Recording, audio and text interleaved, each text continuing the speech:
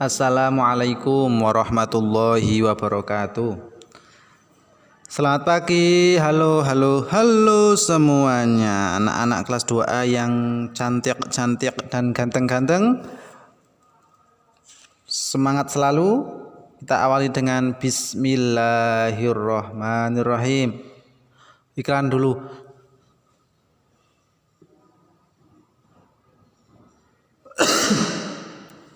Alhamdulillah.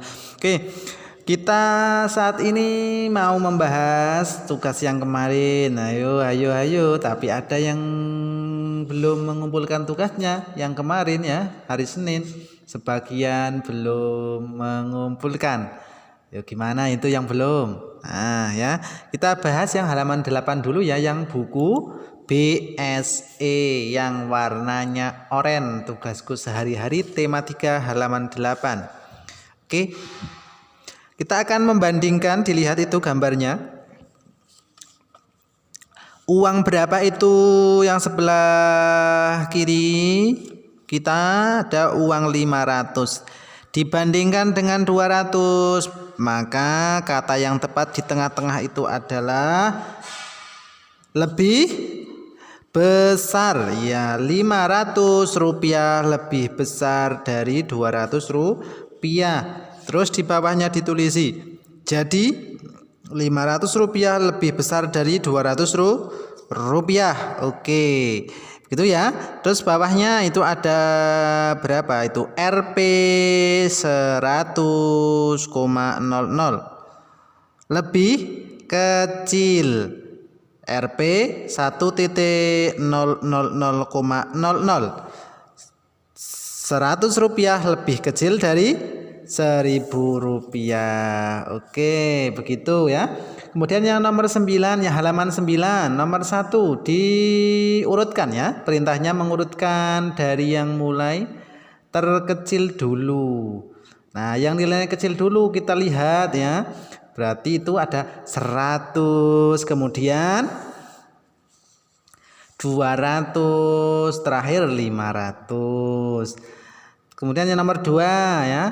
Nomor 2 berarti 100 rupiah, 200 rupiah, terakhir 1000 rupiah. Nomor 3 yang pertama 100 rupiah, kemudian 200 rupiah, terakhir 500 rupiah. Nah yang nomor 4 itu berarti yang paling kecil 100 rupiah, kemudian 500 rupiah, dan terakhir 1000 rupiah. Telah dilihat kebanyakan sudah bisa ya mengurutkan dan juga membandingkan mana yang lebih kecil dan mana yang lebih besar. Nah tapi diingat-ingat nanti kalau modelnya memakai tanda ya, kalau lebih besar berarti tandanya membuka ya, boyone nyaplok, mulutnya membuka ke angka yang lebih besar ya. Kalau lebih kecil berarti yang kita lihat cucuk manuk ya, paruh burung yang menutup. Nah itu pucuknya itu mengarah ke angka yang lebih kecil. Contohnya itu 200, berapa itu tadi? 500 sama 200 berarti boyonya nyaplok, mulut buaya yang membuka ke arah angka 500 rupiah. Nah kalau yang 100 dengan 1000, nah itu berarti cucuk manuk ya. Paruh burungnya menghadap ke angka 100 karena 100 lebih kecil dari 1000. Begitu anak-anak. Kemudian kita lanjutkan yang buku penanya ya. Bu pena kita mulai dari yang halaman 5 ya, halaman 5. Nah halaman 5 yang nomor 1 kita isi bareng-bareng saja, ditulis di bukunya langsung nggak apa-apa.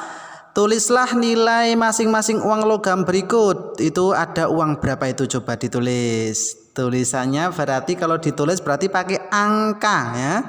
Rp 200,00 Nilainya berapa? Kalau nilai berarti ditulis pakai huruf. Nilainya 200 rupiah. Sebelahnya ada uang berapa itu? Rp 500,00. Ya, terus nilainya berarti dibaca 500 rupiah. Gitu ya. Tentu sudah bisa ya. Nomor 2 sekarang, bandingkan pecahan nilai uang berikut. Disuruh membandingkan antara uang 200 dengan 100, berarti 200 lebih besar dari 100. Tandanya boyo nyaplok,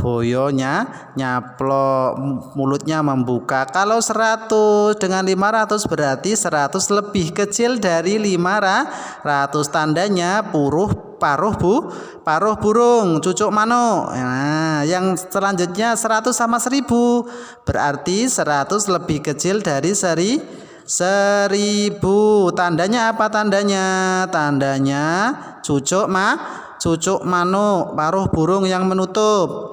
Terakhir 1000 dengan 500, besaran mana? 1000 tentunya ya. 1000 lebih besar dari 500. Tandanya apa? Tandanya boyo nyaplok. Nah, mulutnya membuka. Nah, nomor 3 terakhir disuruh menuliskan urutan nilai uang dari yang terbesar dulu. Oh, ini dari yang terbesar. Kalau terbesar dilihat itu terbesar berarti mulai dari mana? Yo, mulai dari 1000, kemudian 500, 200, terakhir 100. Sama ya, yang B juga sama itu. Pertama yang paling besar itu 1000, kemudian 500, 200, terakhir 100. Oke, kita lanjutkan yang halaman 7. Anak-anak sudah banyak yang mengerjakan, tapi juga ada yang belum mengumpulkan. Ayo, nomor 7 ya, dilihat. Dilihat halaman 7 pupena. Nah, kita akan membaca denah. Ya, denah. Nomor 1. Di sebelah kanan rumah Dedi ada rumah, sebelah kanan rumah Dedi. Nah, sebelah kanan rumah Dedi dilihat ya. Rumah Dedi itu kan menghadap ke jalan ya. Nah, menghadap ke jalan. Nah, itu berarti berlawanan dengan kita, anak-anak. Kita kalau berarti dilihat itu kita berada di rumah Dedi. Nah, dibayangkan kita berada di rumah Dedi. Nah, berarti sebelah kanan rumah Dedi itu adalah rumahnya Siti. Nah, ini yang nomor 2. Nomor 2 dan nomor 4 itu masih banyak yang salah. Nah, masih banyak yang kurang tepat. Siapa itu ya? Ada Mas Zaid, Mbak Tata ya, Mas Fatih, Mas Fikri, Mbak Silmi. Nah, ini dicermati ya. Nah, di sebelah kiri rumah Sandra ada rumah. Nah, dilihat rumah Sandra. Rumahnya Sandra itu kan, itu loh, lihat jalannya. Nah, lihat jalannya itu kan berarti menghadap ke. Nah, kita itu seperti rumahnya Sandra. Nah, kalau ini kan menghadap ke jalan, itu jalannya menghadap ke jalan raya. Rumah ke jalan menuju rumah Sandra itu menghadap ke jalan raya, berarti tidak berlawanan. Artinya sama dengan posisi kita. Nah, berarti kalau sebelah kiri rumah Sandra adalah rumahnya Beni, yang tepat rumahnya Beni. Nah, yang pokoknya itu dilihat adalah jalan ya, jalan menuju rumah Sandra itu. Nah, beda dengan rumah Dedi. Kalau rumah Dedi kan berlawanan ya, berlawanan dengan kita. Sedangkan rumah Sandra itu sama posisinya, sama dengan diri kita ini. Nah, sekarang nomor 3. Bangunan di depan sekolah adalah, nah, di depan sekolah dilihat jalannya, jalan ke sekolah. Oh, ini berarti depannya jalan ke sekolah, berarti ada rumah sakit. Nomor 4, dicermati lagi, rumah Beni terletak di titik-titik rumah Sandra. Rumah Beni terletak di mana? Rumah Beni berarti terletak di kiri rumah Sandras. Kiri rumah Sandran. Terakhir nomor 5, taman terletak di jalan. Taman mana taman? Oh, taman. Ini taman terletak di Jalan Mawar. Begitu ya. Taman berada di Jalan Mawar. Oke. Kemarin sudah disinggung juga ya tentang pembagian tugas di rumah anak-anak. Di rumah ketika kita bekerja bakti, gotong royong, pasti disesuaikan dengan kemampuan, disesuaikan dengan umur kita. Contohnya ini di halaman 8, coba Bu Pena halaman 8. Keluarga di rumah itu biasanya terdiri atas siapa saja? Ada ayah, iya, ada ibu, terus ada anak itu ya ada kakak, ada adik gitu ya. Nah, ada laki-laki dan perempuan. Ayah itu laki-laki, kalau ibu perempuan. Ada kakak laki-laki atau kakak perempuan. Ada pula adik laki-laki dan ada adik perempuan. Nah, setiap anggota keluarga itu mempunyai tugas dan tanggung jawab masing-masing. Tugas kita terhadap orang tua, tugas kita sebagai anak ya terhadap orang tua adalah membantu mereka, misalnya membantu ibu membersihkan rumah, menyapu halaman, mengelap kaca, membersihkan meja dari debu. Nah, tugas kita terhadap saudara, kalau terhadap adik ya kita bantu saat belajar. Dalam melaksanakan tugas kita harus saling menghargai. Nah, contohnya ini coba kalau menyiapkan sarapan itu tugasnya siapa? Nah, kalau menyiapkan sarapan biasanya ya ibu. Iya, menyiapkan sarapan itu ibu. Kalau mencuci sayuran,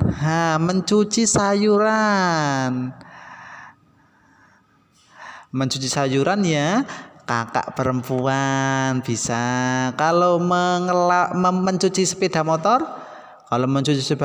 kan harus bersih. Oh, kalau harus bersih berarti tugasnya ayah. Nah, kalau setelah dicuci biar cepat kering dilap. Yang mengelap sepeda motor kakak laki-laki bisa ya. Itu contoh tugas yang disesuaikan dengan kemampuan, dengan umur anak-anak semuanya. Oke.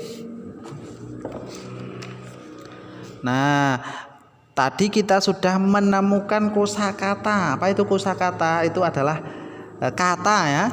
Kosakata terkait dengan tugas sehari-hari. Apa aja? Ada menyapu, merapikan, menyiapkan, mencuci, memasak, mengelap, itu namanya kosakata. Kosakata yang berkaitan dengan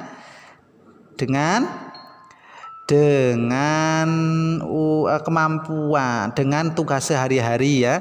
Kosakata yang terkait dengan tugas sehari-hari. Nah, terus apa sih keuntungannya jika keluarga itu saling bekerja sama? Nah, kerjasama yang dilakukan sesuai dengan kemampuan itu akan menjadikan pekerjaan rumah itu lebih cepat selesai sesuai dengan nilai sila dalam Pancasila, gotong royong bersatu gitu ya. Itu dulu sedikit penjelasan dari Pak Ardi pada pagi hari ini. Tugasnya jangan lupa ya hari ini ya di Bu Pena, di halaman berapa di Bu Pena? Di Bu Penanya halaman 13 ya, 13. Kalau di Bu BSE-nya tadi halaman berapa BSE-nya? Yo, Jangan lupa BSE itu membaca denah halaman 14 dan 15 dikerjakan di buku tematik. Terima kasih. Wassalamualaikum warahmatullahi wabarakatuh.